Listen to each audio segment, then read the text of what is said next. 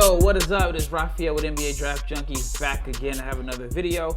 If you missed the last video, I dropped it the day the lottery results were released. I wanted to get a video out yesterday, but I spent the entire day updating my website, which is NBADraftJunkies.com. And if you ever updated a website, especially one that has as much information as I have on there, it's time consuming, especially the mobile part. Like, one of the worst things is you spend all day updating the website and then you go to look at the mobile version and it's all scrambled. I use the Wix format and I like Wix, but it's tough getting the mobile format all formatted so everything looks good. But anyway, in this video, I'm going to give you picks 6 through 10 of my mock draft 3.0. But before we get into that, if you're not subscribed to the channel, please subscribe, like, share, hit the bell notification button. And I plan on dropping a ridiculous amount of videos between now and the draft. As of today, there's about 35 days left until the NBA draft.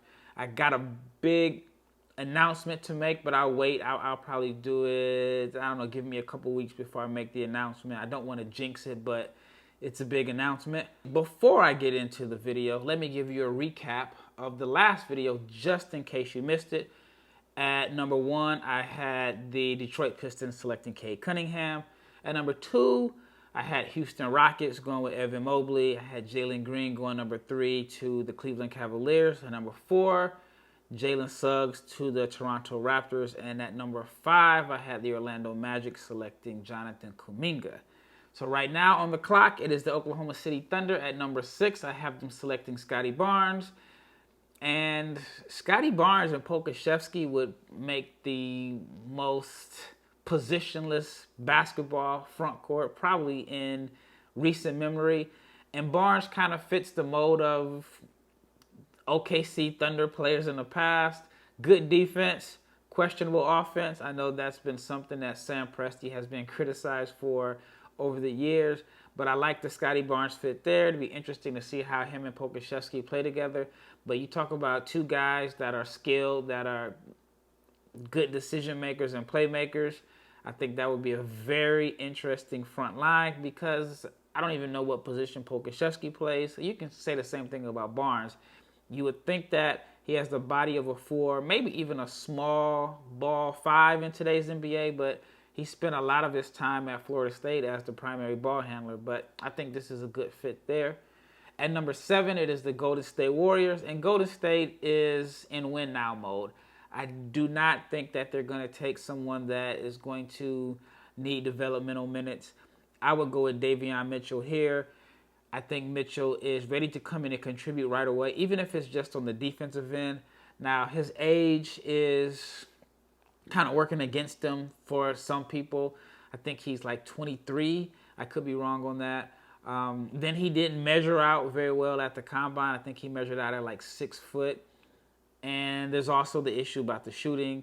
Some think it was an outlier season. And then there's question marks about his overall shooting, especially for those that believe free throw percentage is a good indicator of three-point percentage on the NBA level. With all that being said, I still like Mitchell. I think that he's in a perfect situation to go to Golden State. He would come off the bench, provide energy, playmaking skills, and if the three-point shot translates, it's a good fit. But Golden State is, like I said, they're in win-now mode, and Mitchell is, in my opinion, one of the most ready-to-contribute players in this draft. So I think that would be a good fit there. At number 8, it is the Orlando Magic back on the clock with their second pick in the top 8. Now, Orlando is really interesting because I wouldn't be too shocked to see them try to move up.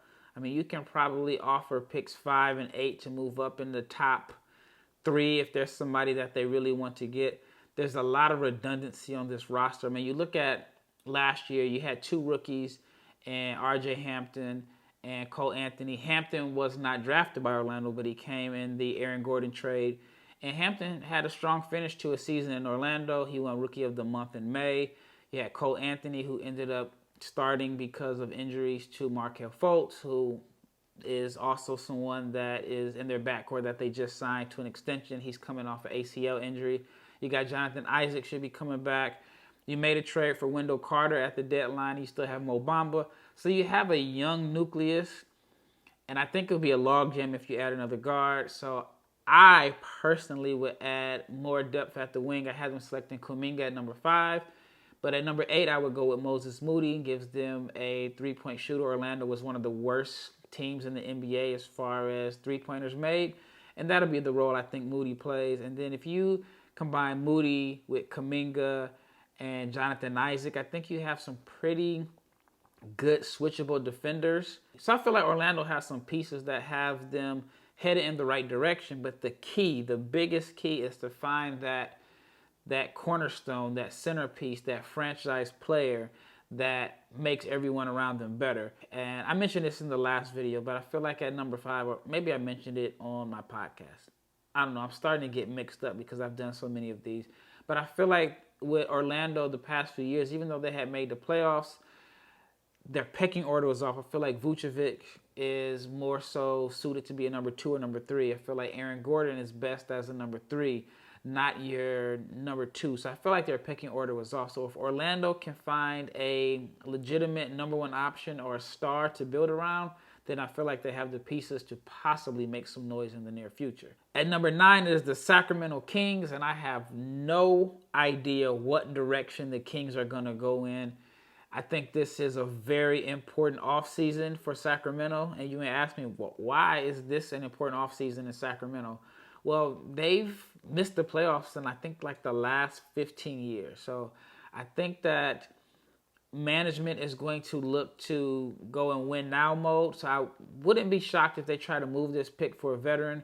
And also, if you look at this team, I mean, based off the way the roster is as of today, it looks like their starting 5 for the most part is pretty much set. You know, Fox is the guy at the 1. At the 2, you know, you may go with Buddy Hield or Tyrese Halliburton. So I feel like the guard spots are pretty much set. At 3, you got Harrison Barnes, who may be the most likely to be moved, but it could be Buddy Hield. At the 4, you have Marvin Bagley. If he's healthy, he's the big wild card here. And then at number 5, I think they're going to look to bring back Richaun Holmes. So as a rookie, you may not be able to come in and crack the starting lineup right away. But again, it all depends on what they do this offseason. I think that the names that you're hearing that are in trade rumors are Hield, Barnes, and possibly Bagley. I saw something that Bagley wants out of Sacramento. But yeah, it's a tough situation there. Again, 15 years, no playoffs. Like, if they don't make the playoffs this year, then I expect another coaching change. But if I'm the Sacramento Kings, I would go with Jalen Johnson here. Now, Johnson is going to have some questions to answer about why he left Duke, but the guy has a lot of talent. I think that he could be, and this is probably not the best time to make this comparison, but I mentioned before, I see somewhat of a poor man's Ben Simmons in him.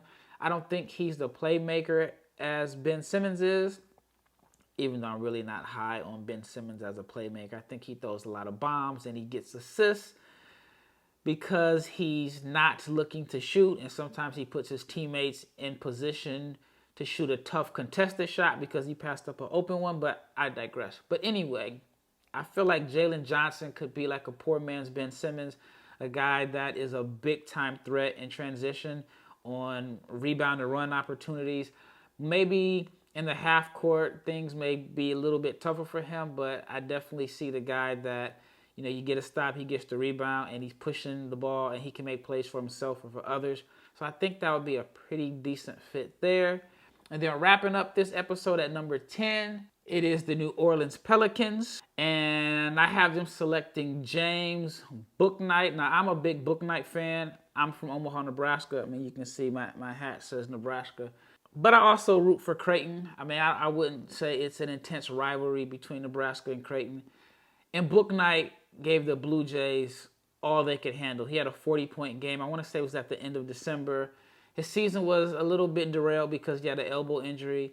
But I think that Bouknight is a guy that I feel like eventually could be a 20 points per game scorer in the NBA. He's athletic. He's a shot maker. He's somewhat of a streaky shooter. And I know New Orleans really, really needs some outside shooting. But I think best case scenario, Bouknight, Ingram, and Zion Williamson could be their version of the big three. But, you know, if you got a Kyrie Lewis, James Bouknight, and Brandon Ingram, 1, 2, 3, that might be one of the skinniest backcourts in the NBA. But anyway, thank you for checking this out. I have another video where I'll finish out the first round. Again, this is Raphael with NBA Draft Junkies, and I am out.